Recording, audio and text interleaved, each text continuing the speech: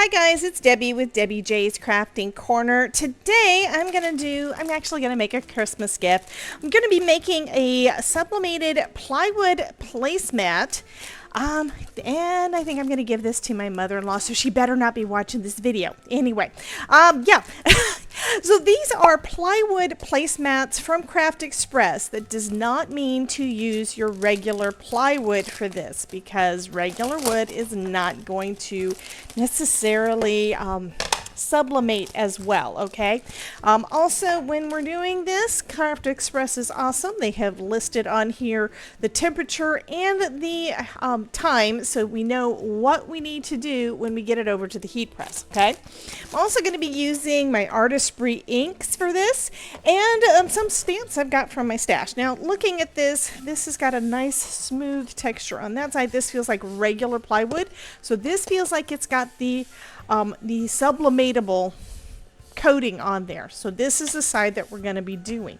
I have done something kind of sort of like this at one point where I laminated, yes, with just regular laminate, laminated some little wood pieces that I got at the Dollar Tree, kind of to test it out and see if it works, and it will work. But because this isn't white, I don't really expect everything to be quite as vibrant. Okay, so first thing what we need to do is get some paper so we know what size to do, and we're going to create our design on that paper. The placemat is actually right about 8.5 by 11. So I've got a couple of sheets of 8.5 by 11 paper here, and as you can see, the width is right, and it's just a little bit, not quite as tall, okay, as an 8.5 by 11. So that's fine.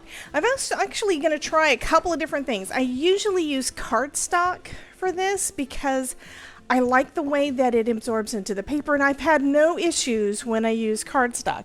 When I've used paper, I may not get as much of the ink down, so it doesn't necessarily come out as well. I am going to give it a try though.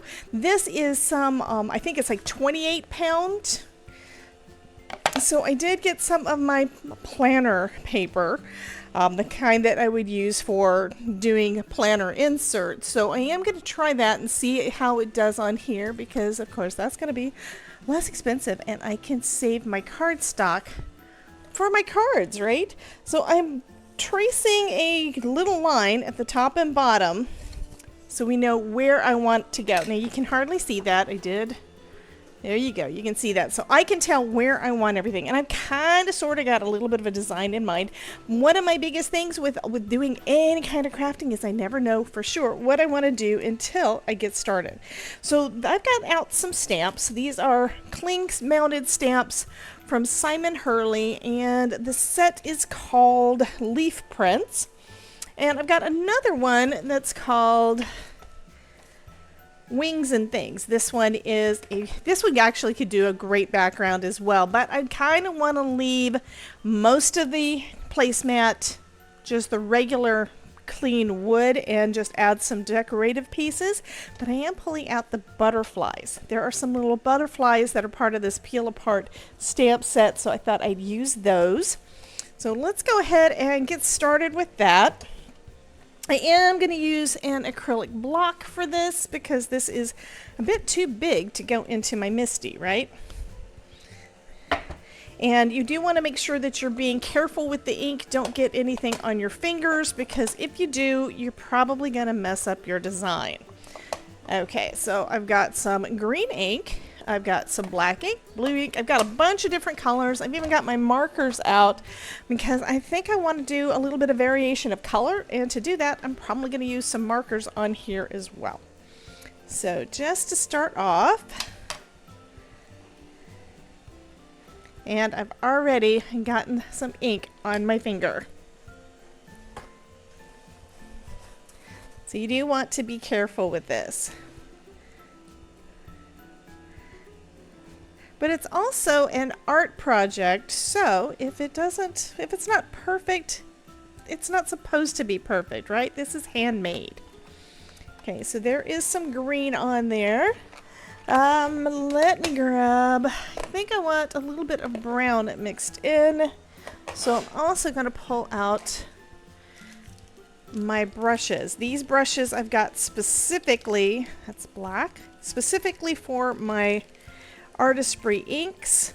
because you do not want to cross-contaminate, because these do not function the same as, the inks are different. They're not going to be the same as the ones that you use for your card making, because these are heat reactive inks, right?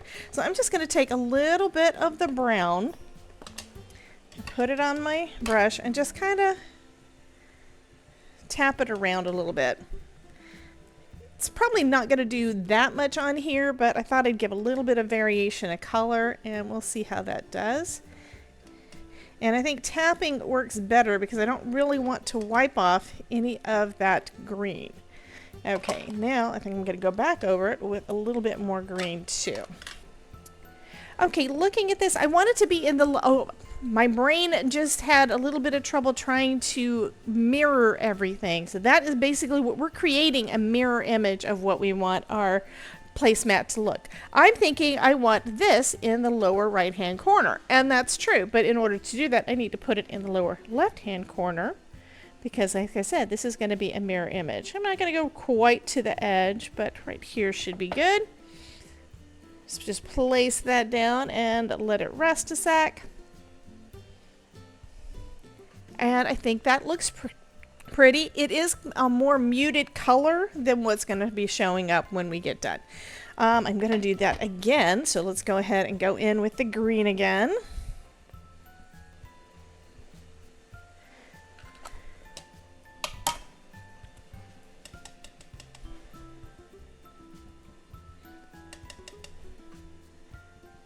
And we'll do the same thing with the green again.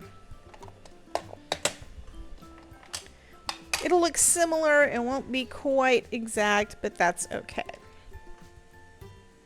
Now I'm just going to turn my paper around so I can do the other side and be able to reach it better. Okay, I'm going to go ahead and just add my little butterflies on here. See kind of where I want them. I think those look cute. Now let's go ahead and add them to the block, and then we can add some color to our butterflies. And this one is kind of a bright blue. Okay, and then I'm going to come in, I think, with some purple. And just come out a little bit from the inside.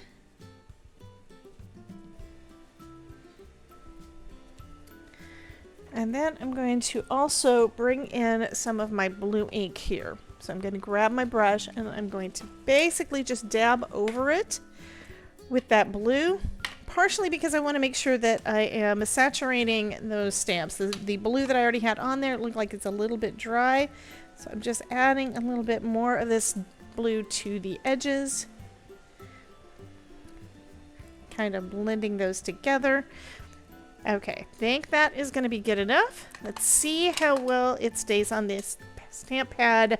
It stays onto the stamps before we stamp them down. So I'll go right about here, I think. Press that down.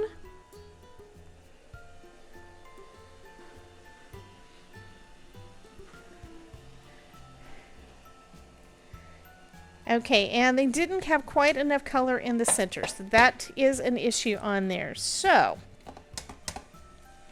I think what I'm going to do, I don't want to restamp those because those turned out fine, so I'm going to keep part of this, and I'm not going to keep all of it, though. I am cutting it up.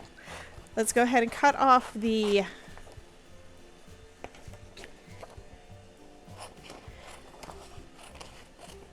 foliage. And that's another thing. It doesn't have to all be on one piece. So, and now I'm going to restamp my butterflies.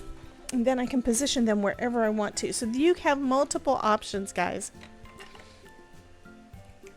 I think part of the reason that these didn't turn out well is that I also needed to do the center of my butterflies in black, and I didn't do it. So we're going to do that this time. Let's clean these up first.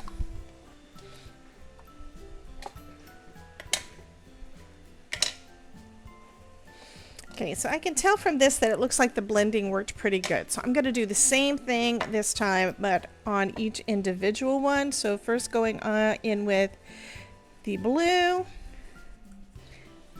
Then come in with the purple.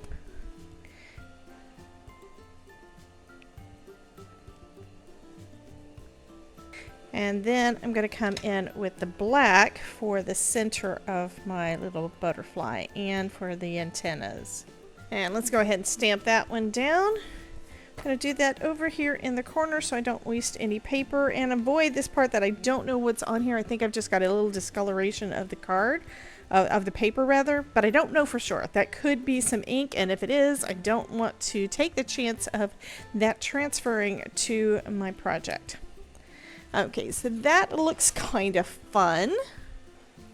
The next one, I think I'm going to put a little bit more of the darker blue, and actually I'm going to do a second one of this color first, just because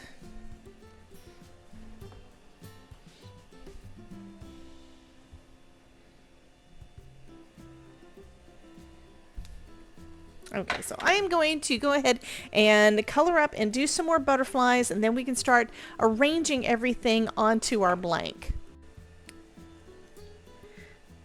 So now I'm using some heat-resistant tape to tape my elements down onto the placemat. Let's have him over here. There we go. So now I can take this over to my heat press. I'm going to be putting it between two sheets of my protective paper. This is the Artistry protective paper. It is a siliconized release paper. This is going to make it so that the sublimation ink doesn't escape. I want to make sure I'm protecting all of my things. So we want to make sure we're protecting our heat press and any surfaces where the ink could go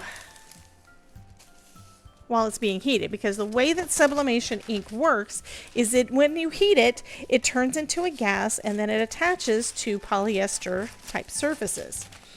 So that's why you need to make sure you have a sublimatable blank before you get started, because otherwise it's not going to quite work. So I'm making a sublimation sandwich, or as we wound up saying on a recent live stream, a sublimation taco, because I like just folding my paper in half, holding everything together in there and putting it into the machine like that. Okay, so my heat press is all heated up. It is at 374, and I'm going to put this into the heat press with the design up. You always want to make sure that the design is going towards the heat. It's in between my two pieces, or in the middle of my taco, two pieces of protective paper. And then we're just going to press it for 50 seconds. Okay, so I put on some heat gloves because I don't want to burn myself on that wood, and it is going to be pretty hot. You can see some steam coming up, probably because I'm in Florida and it's humid. Let's go ahead and open this up. And then I'm going to take this over to my desk and we're going to take a look. Okay, so let's take a look and see how this is. I'm going to actually just use some tweezers to lift up one of my butterflies to see how that did. And I think that is pretty nice. I do see a couple of little places where some ink must have escaped and went on to the rest of the project, but I think this is still going to work. So let's go ahead and take a look at the rest. But look how vibrant that little butterfly is. Let me turn this around. I think that turned out so cute. I love him.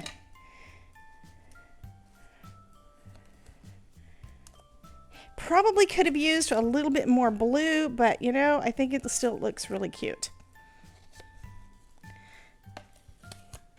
And the fern looks fantastic. Both of those look awesome. Loving this. Okay, so I'd say we have had a mostly successful project. Only issue is I think that if I had the butterflies taped onto one piece and then placed down, it probably would not have had any of that spillover like that. So that is a thought for next time, but I still think that this is a really pretty placemat for your table. Anyway, and it is already starting to cool down. So anyway, thank you guys for joining me today for this. This is a great gift idea. And like I said, this is not supposed to be perfect. It is handmade. So that is going to make a great gift. You guys have a wonderful day, and be sure to check out the playlist to see some more projects where I'm using Craft Express and Artistry, and I will talk to you soon. Bye guys.